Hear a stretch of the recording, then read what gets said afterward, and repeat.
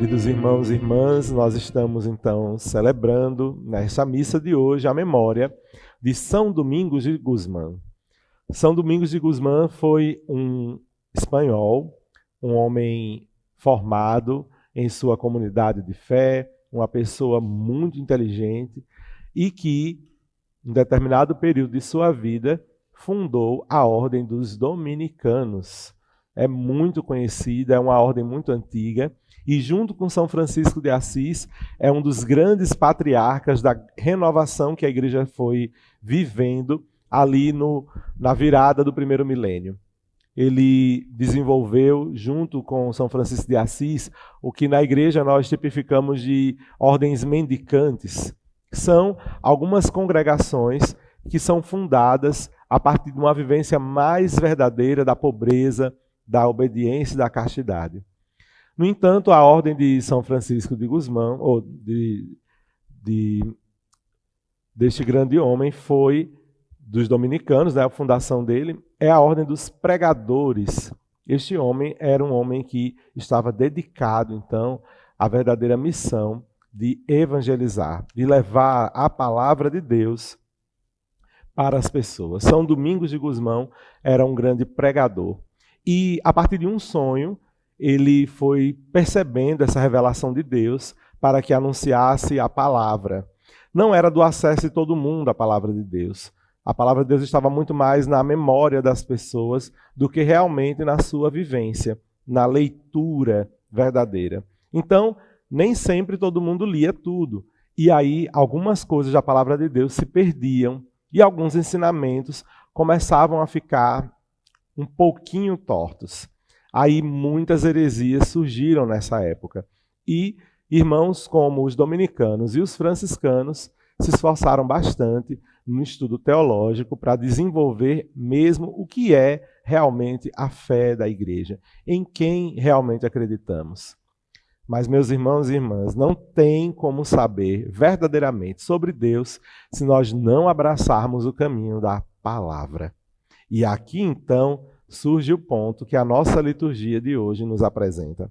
A primeira leitura, retirada do livro de Jeremias, mostra na profecia deste grande profeta, deste homem verdadeiramente de Deus, que Deus quer promover uma aliança com seu povo. Mais uma vez, o desejo de Deus de estar ao lado de seu povo, né?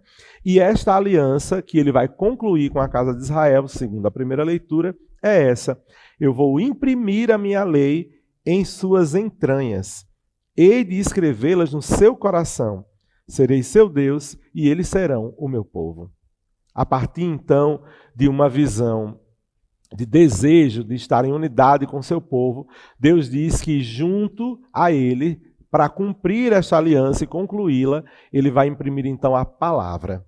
Veja a importância, então, da gente estar ligados à palavra de Deus, porque a palavra de Deus, as leis de Deus, são para nós um sinal de aliança de Deus para conosco. Daí o Salmo pede, num tom de reconhecimento de sua miséria, de reconhecimento de seus pecados, de sua pequenez, perdão.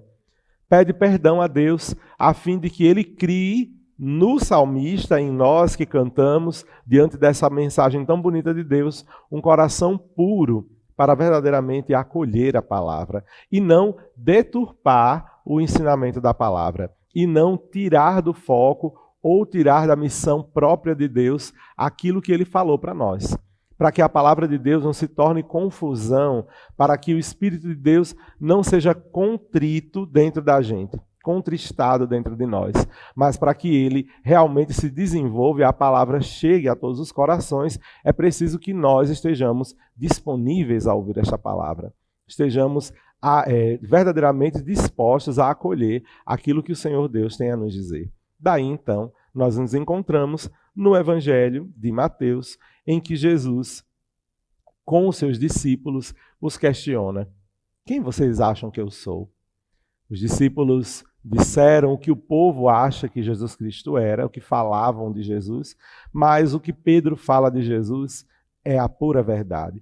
Pedro estava, então, naquele momento, com o coração aberto, com um coração disponível a Deus, e consegue enxergar Jesus como o Messias, Filho do Deus vivo. Então, Jesus se alegra dizendo que Simão, na verdade, era Pedro. Simão quer dizer, é uma palavra que está ligada à areia movediça, a uma terra que não é consistente. E a partir daquela fé, Simão então se torna Pedro, se torna então aquela pedra dura, a rocha sobre a qual a igreja vai ser fortificada. Que rocha então é essa? A rocha não é um homem, a rocha é a fé deste homem. A igreja está alicerçada na fé. E que tipo de fé? Na fé em Jesus enquanto Messias, o Filho do Deus vivo. Se nós acreditamos, então, em Jesus Cristo, Messias, Filho do Deus vivo, nós estamos, então, alicerçados na fé própria da Igreja de Jesus Cristo. Acreditando, então, que Ele é o Messias, então nós encontramos em Jesus aquele que vai nos dar verdadeiramente a força e o alicerce para que a gente viva e encontre o nosso caminho de salvação. Cristo, então, recebe de Deus, por ser Deus, o poder de vencer a morte, de vencer tudo. No entanto, sem estar isento de sofrê-la por nós. Afinal, ele é o Cristo, então ele sofreria mesmo por nós. Mas é o que nós vemos em seguida. Depois da revelação do sofrimento que Jesus Cristo mesmo diz que vai sofrer diante da situação que ele estava vivendo, Pedro tenta calar a voz de Deus. Pedro então tenta silenciar Jesus, que é a palavra, o verbo de Deus. Então, Jesus o recrimina dizendo que ele é pedra de tropeço. Não podemos, então, meus irmãos, porque acreditamos em Jesus, deturpar a palavra. E São Domingos de Gusmão foi este homem que, ensinando e dedicando-se a ensinar a palavra, não a deturpou, mas levou o Evangelho de Jesus a tantas pessoas. Vamos pedir nesta celebração que nós, filhos de Deus, irmãos de Jesus, abraçando a fé nele, acreditemos naquilo que Jesus tem a nos oferecer. Que a gente passe com coragem pelos momentos de cruz, de sofrimento, sabendo que não estamos sozinhos e que nós acreditamos em Jesus, que é o Messias, Filho do Deus vivo. Ele é capaz de vencer qualquer sofrimento. Jesus é o nosso Deus.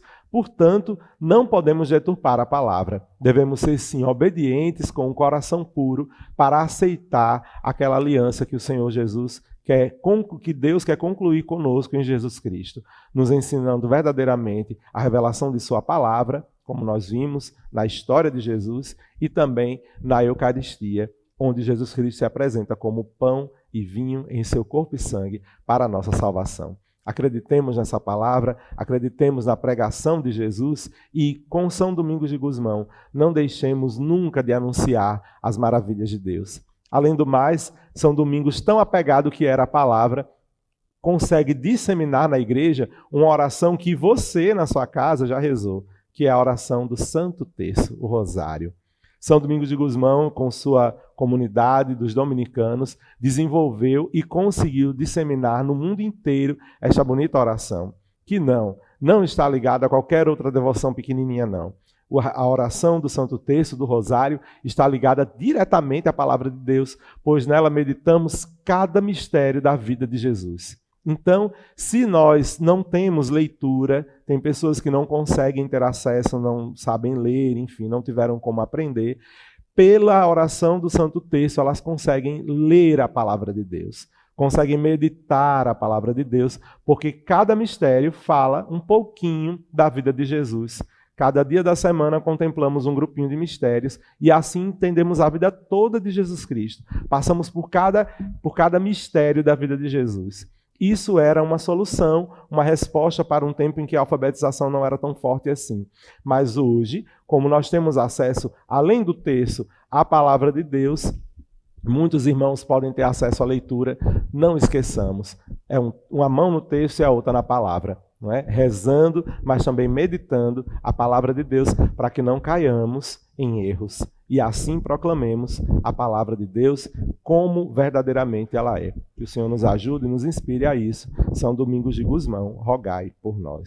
Louvado seja nosso Senhor Jesus Cristo. Para sempre seja louvado. Continuemos então a nossa celebração, nossa missa, nesse momento do ofertório, em que nós, aqui da Associação Missionária Amanhecer, nos lembramos e lembramos a você de que esta missão, ela também conta com a sua colaboração financeira. Então, se você puder nos ajudar fazendo a sua doação em Pix, para que essa missão continue, para que a gente consiga pagar sempre, fazer a manutenção dos aparelhos de comunicação que fazem essa missa chegar até a sua casa e tantos outros momentos de evangelização bonitos, por favor, colabore e contribua conosco nessa bonita missão. Aqui está embaixo, vocês estão vendo aí na tela, o número que vocês podem fazer a doação em Pix no valor que vocês puderem. Então, estendemos as mãos e nesta canção em que nós vamos fazer o nosso ofertório, nós te pedimos que você continue colocando as suas intenções, continue colocando no altar do Senhor